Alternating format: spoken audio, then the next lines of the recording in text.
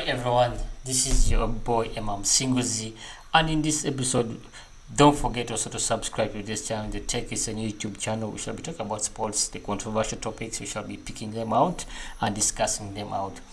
Today, we are talking about the VAR decision over the weekend, over the last weekend, that it might have costed Liverpool the trophy, and also it could have sent Everton into the lower tier league, and it's a controversial decision, and it really brings us to the topic that I'm trying to fold this 10. I think the English refs have really failed the technology of VAR, and this happened over the weekend. That was when Mike Riley came out and apologized for the incident. For the first time, I'm seeing a the head of referees trying to apologize for the VAR.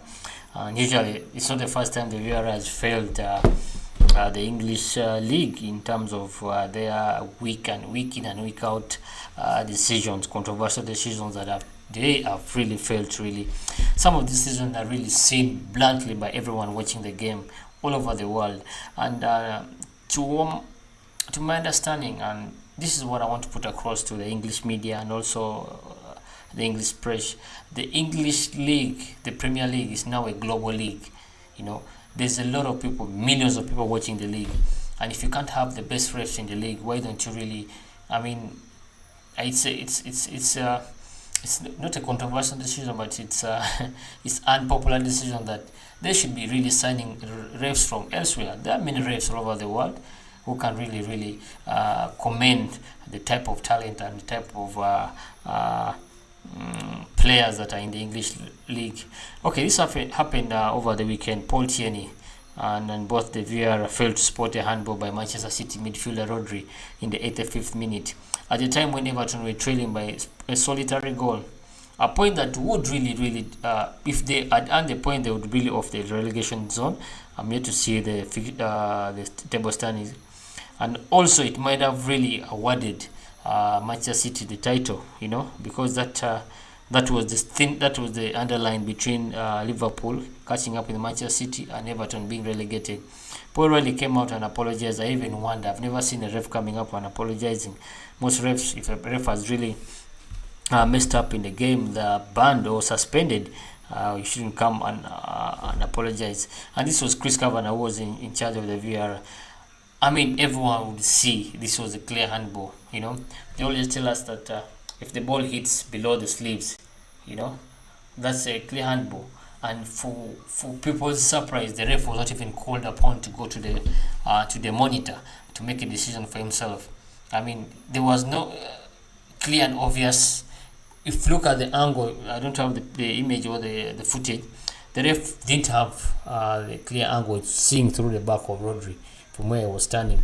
And I was watching ESPN FC. One of the pundits said that the English refs are not really fit enough. They're not really fit enough to cover the whole distance of the field. And the ref wasn't able to see the hand of Rodri. If you're not so sure about it, you should ask to go and see the monitor. And this really could have really costed Frank Lampard and his team the slot in the Premier League next season. It was easy to see why Lampard was also so inconsistent. He claimed incompetence at his best. At once, even tried to mention that even his 3-year-old daughter at home would really know that is just a penalty. He would even have imagined his side drawing level from the spot, then clinching for at least a point.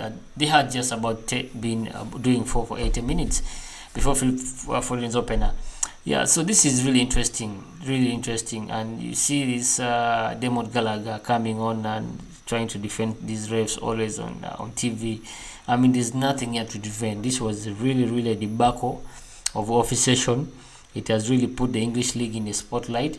One of the best leagues in the world don't have the best refs in the world. Everyone knows that. The English refs batter.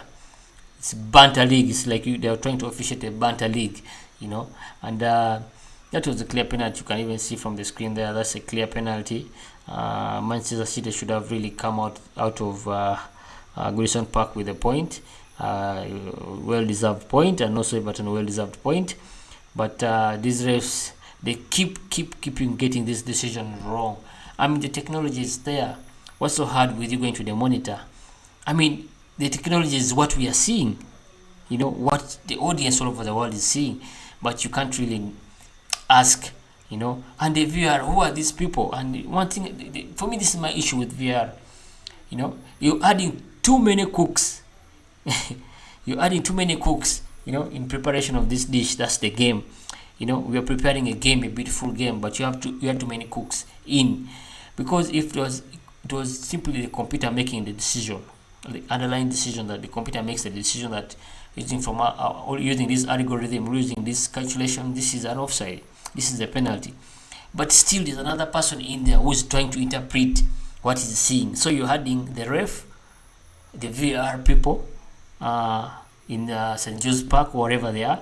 I mean, these are now the decision is supposed to be made solely by the ref is being made by another 3 or 4 people somewhere else. Who knows? Perhaps somebody, they're receiving a call from somewhere else. The VR has really taken away the English VR. Some leagues really do very well with VR. I don't want to be biased here.